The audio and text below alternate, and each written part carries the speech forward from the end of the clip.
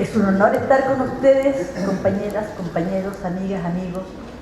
Querida Alicia Lira, querida Lorena Pizarro, que las veo por ahí, Manuel Guerrero, Francia, Chaira, Sandra, querida Karen.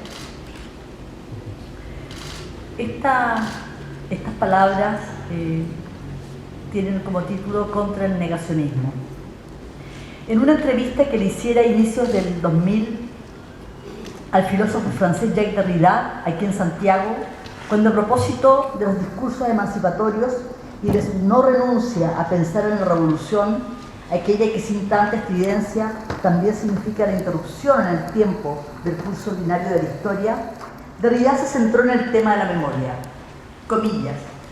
es difícil escoger aquello de lo cual hay que acordarse. La memoria individual y la memoria colectiva es siempre selectiva, señalaba, puntualizando que la memoria de lo peor era quizás la más indispensable desde el punto de vista político, no solo para evitar que se repitieran los hechos, sino por respeto por aquellos que han sido las víctimas, sin número y sin nombre, de esta violencia. Por respeto a las víctimas, reiteraba Derrida, hay un deber de la memoria. Tras el fin de la dictadura cívico-militar en Chile, diversas organizaciones de derechos humanos iniciaron la recuperación de ex recintos de represión como una forma de protegerlos de la destrucción al que estaban condenados. La Villa Grimaldi fue el primer ex recinto de represión en ser recuperado, tanto en Chile como en América Latina, en 1994, gracias al trabajo organizado de las vecinas, vecinos, exprisioneros y agrupaciones de familiares. A pesar de destruirla con la excusa de construir un conjunto habitacional, el predio fue recuperado y en 1997 se levantó el Parque por la Paz Villa Grimaldi. Han pasado más de 25 años y hoy son decenas los sitios de memoria recuperados y en proceso de recuperación a lo largo del país. Pero Villa Grimaldi no fue pionera solo en este aspecto. También elaboró el primer archivo audiovisual en 2005, iniciativa impulsada por Margarita Romero, aquí presente, en alianza con la Escuela de Periodismo de la Universidad de Chile, y narrada en el libro Archivo y Memoria, la experiencia del archivo oral de Villa Grimaldi, editado por la Corporación Parque por la Paz Villa Grimaldi, el Instituto de la Comunicación e Imagen de la Universidad de Chile y la Fundación Ford, hace casi una década, y que contiene la información de cómo se construyó este primer archivo audiovisual creado en el país, que reúne testimonios de víctimas de violaciones de los derechos humanos que ilustran el terrorismo de Estado sobre cientos de hombres, mujeres y niños a partir de relatos de sus propios sobrevivientes. Me detengo en esta experiencia inédita en estos tiempos porque no se trataba de materiales aportados por organismos de derechos humanos, sino de un trabajo de memoria efectuado por quienes sobrevivieron al horror. Ante una transición que nos llamaba a dar vuelta a la página, recordar para que nunca más, hablar en tanto ejercicio de sanación y testimoniar contra el olvido, eran actos de resistencia que tuvieron como protagonistas a familiares y sobrevivientes de la represión, así como abogados y organizaciones de derechos humanos. Así lo consignaba en sus páginas este libro sobre el archivo y memoria de Villa Grimaldi, cuando destacaba que, comillas, en Chile, el trabajo de memoria relativo a la experiencia del terrorismo de Estado desplegado por la dictadura militar 1973-1990 ha sido desarrollado principalmente por la sociedad civil a través de la demanda de verdad y justicia, la construcción de lugares de memoria junto a acciones de conmemoración, así como por medio del acopio y conservación de documentación que ha contribuido en procesos judiciales por violaciones a los derechos humanos, a la vez que servir de fuente para la investigación histórica sobre el pasado reciente. Cierro comillas, porque como muy bien se puntualizaba en aquellos años, a diferencia de otros países de la región, en Chile, la sociedad civil no ha tenido acceso a los archivos construidos por los organismos encargados de la represión. De esta manera, el reconocimiento logrado sobre los crímenes de la dictadura y las formas en que operó la política de terror estatal fue posible fundamentalmente gracias a la voluntad de testimoniar de personas que fueron víctimas de esos crímenes y de aquellos que estuvieron dispuestos a defender los derechos humanos a pesar de las circunstancias, concluye este texto. Esto, pese a que de la experiencia de narrar el horror nadie salió indemne, como lo señalaba el intelectual español Jorge Semprún en su ensayo La escritura o la vida, que da cuenta de su tiempo de detención y tortura en el campo de concentración de Buchenwald, en Alemania. Cito: durante años fui consciente que yo tenía que escoger entre dos soluciones, o hablar y morir, o quedarme silencioso y vivir, haciendo alusión a Primo Levi y su libro Si esto es un hombre, que narra su experiencia en Auschwitz, escribe varios libros y luego se suicida. Mientras escribo estas líneas recuerdo el libro El vuelo de los cuervos, del periodista Javier Rebolledo, que narra los crímenes cometidos en la casa de exterminio que la DINA tenía en la calle Simón Bolívar 8800, en la comuna de La Reina, casa destruida y borrada y donde hoy se levanta un condominio. En esas páginas referidas a la casa de exterminio hay un episodio que consigna el principal informante del autor, el agente Jorgelino Vargas, el Mosito, cuando cuenta que entre los gritos desgarrados de un torturado que agonizaba en la mañana de un día cualquiera de tormentos, un vecino grita desde el otro lado de la pandereta algo así como «¡Ya, córtenla!», molesta por tanto ruido flagrante e incriminador. Y que cuando los agentes subieron el volumen de la radio para apagar los alaridos, ese vecino, ya más tranquilo, porque ni él ni nadie escuchaba nada, siguió regando su césped.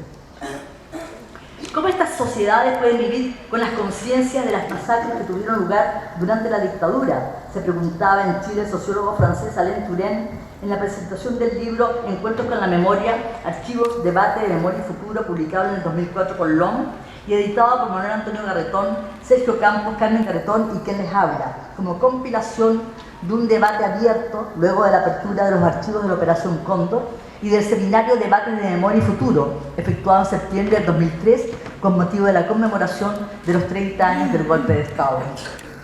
¿Cómo olvidar si no ha habido en muchos casos justicia y reparación?, reflexionaba Touraine. ¿Cómo conciliar la necesidad de conocer la verdad de las atrocidades que se cometieron con la necesidad que tienen estas sociedades de proyectarse hacia el futuro? En ese mismo encuentro, Ana González, nuestra Ana, a quien asesinaron a su esposo, su hijo y su nuera, acusaba, comillas, ante la indefensión, ante la falta de información en los medios de comunicación, le dije un día al asistente social, ¿y si yo me quemara lo bonzo? Ella, estremecida, me dijo, ¿para qué? Solo se limitarían a recoger tus cenizas. Cierro comillas. Según organismos de derechos humanos, se asume que en Chile hubo más de 300.000 personas que fueron torturadas y encarceladas. De ellas, poco más de un 10% testificó para la Comisión sobre Prisión Política y Tortura. El miedo, la desconfianza y la impunidad son elementos que se confabularon para exhibirnos toda la verdad. Para muchos de nosotros, este esfuerzo de memoria es también la respuesta clara y contundente de las propias víctimas, hacia quienes hoy, con desparpajo, son interrogadas acerca de la utilidad de los sitios de memoria o de la pertinencia de acompañar al horror un relato que, comillas, contextualice los crímenes de lesa humanidad. Al respecto, solo una reflexión. Ese correlato existe, y no solo para Villa Grimaldi, el Museo de la Memoria y los Derechos Humanos, Londres 33, 38 o los cientos de lugares de detención, tortura y exterminio que habitaron el país de norte a sur. El contexto para explicar estos hechos está sin duda en el silencio cómplice de quienes sabiendo callaron y en la cobardía moral de aquellos que saben dónde están los cuerpos de las víctimas pero que aún hoy los siguen negando. Tras esas omisiones y silencios, para borrar las huellas de esas complicidades pasivas y activas, para mantener tranquilas las conciencias de esos, comillas, buenos ciudadanos que regaron su césped mientras sus vecinos torturaban y mataban a nombre del Estado, se levantan los discursos que niegan y relativizan los crímenes de lesa humanidad. Por ello, los sitios de memoria han surgido a contrapelo de la historia oficial gracias a las organizaciones de la sociedad civil con el objetivo de abrir estos espacios, contar su historia, rescatar las memorias, y en un ejercicio que hace posible la reconstrucción histórica de nuestro pasado reciente, pero que no tiene cabida en las verdades oficiales. Por ello también, a pesar de las recomendaciones contenidas en los informes de verdad emitidos por el Estado, aún no existen políticas públicas de memoria enfocadas en avanzar en la consecución de verdad, justicia, memoria y reparación. En el caso específico de los sitios de memoria, la recuperación, preservación, mantención y gestión sigue dependiendo principalmente de organizaciones de la sociedad civil. Salvo 4 exrecintos de represión, hoy sitios de memoria, el resto no recibe financiamiento que permita mantener el trabajo de recuperación y resignificación de los lugares. En esto cabe destacar el rol activo y positivo que cumple la Unidad de Memoria y Derechos Humanos del Ministerio de las Culturas, las Artes y el Patrimonio en nuestro país. Gracias, Francia. Por ello, y también por las estrategias de protección de los sitios de memoria utilizadas por la sociedad civil, solicitando la declaratoria del Monumento Nacional, atendiendo al valor histórico y patrimonial vinculado a las violaciones de los derechos humanos que pasan a ser fundamentales. Hoy son 41 los sitios de memoria declarados Monumento Nacional en la categoría de histórico. El último de ellos, el Complejo Forestal y Maderero Painipulli, el 7 de junio del 2019, según decreto número 32 del Ministerio de las Culturas, las Artes y el Patrimonio. Sin embargo, en el último tiempo, la derecha ha irrumpido para cuestionar el trabajo de las organizaciones de derechos humanos, para, apoyadas en el poder económico de las inmobiliarias, borrar y destruir las pruebas históricas y judiciales que representan los sitios de memoria, e intentando revocar las declaratorias para sitios de memoria, poniendo en grave riesgo el patrimonio asociado a las violaciones a los derechos humanos. Esto explica también que en mayo último, el ministro de Bienes Nacionales cuestionara en Puerto Montt la labor impulsada durante años por las organizaciones de derechos humanos en torno al edificio de Gaña 60, ex recinto de represión de la dictadura, indicando que les retiraría el comodato del edificio por el supuesto retraso en los trabajos para la construcción de un centro cultural y de memoria. O que en Santiago, la Villa San Luis, pese a ser declarada monumento histórico, el 2017, el pasado mes de junio, se acordara revocar la declaratoria de monumento nacional, cediendo con ello a las presiones de las inmobiliarias Presidenta Riesco, actual dueña del terreno. En este recuento, cabe destacar que la incorporación de 2 sitios de memoria en los 14 espacios que conformaron la declaratoria del Complejo Forestal y Maderero de Painipulli generó la reacción de un grupo de diputados y senadores de la derecha, quienes enviaron una solicitud al Consejo de Monumentos Nacionales con el objetivo de revocar la declaratoria de dichos espacios. Se trata del sitio de memoria del retén de carabineros en el Tume y del sitio de memoria campamento 8-3 del destacamento guerrillero Toqui Lautaro. Ante esto, las organizaciones de derechos humanos se movilizaron, solicitando cartas de apoyo a universidades, centros de estudios, académicos, políticos, artistas, colegios profesionales, entre otros, para frenar esta arremetida que buscaba negar los crímenes de lesa humanidad perpetrados en ambos espacios, crímenes que fueron consignados en el informe de la Comisión Nacional de Verdad y Reconciliación, informe Rettig, y en el informe de prisión política y tortura, informe Valech. Finalmente, y en tanto una nueva afrenta contra el patrimonio, cabe denunciar la reciente venta del ex recinto de secuestro, tortura y exterminio de la dictadura, la venda Sexy o Discoteca, a la empresa inmobiliaria Sociedad de Inversiones Arriaga Limitada, con fecha 24 de abril del año 2019. Se trata de un sitio de memoria que había sido declarado Monumento Nacional el año 2016. La historia de recuperación de los sitios de memoria cuenta otras destrucciones y borramientos en una alianza entre privados y empresas inmobiliarias. Villa Grimaldi, Simón Bolívar, José Domingo Cañas son algunos ejemplos. Como si borrando las huellas donde se consumaron los crímenes de lesa humanidad pudiese también borrarse la historia. Vivimos tiempos complejos marcados por el resurgimiento de los neofascismos, cuyo correlato discursivo se escucha en las calles y en la conversación cotidiana. Así, en los últimos años, se han instalado con fuerza discursos de discriminación y violencia contra mujeres, movimientos feministas, migrantes, comunidad LGBTIQ y pueblos indígenas principalmente. Para los derechos humanos, esto marca un grave retroceso, pues resurgen en el espacio público y como parte de un diálogo validado, aseveraciones que no solo relativizan las violaciones a los derechos humanos,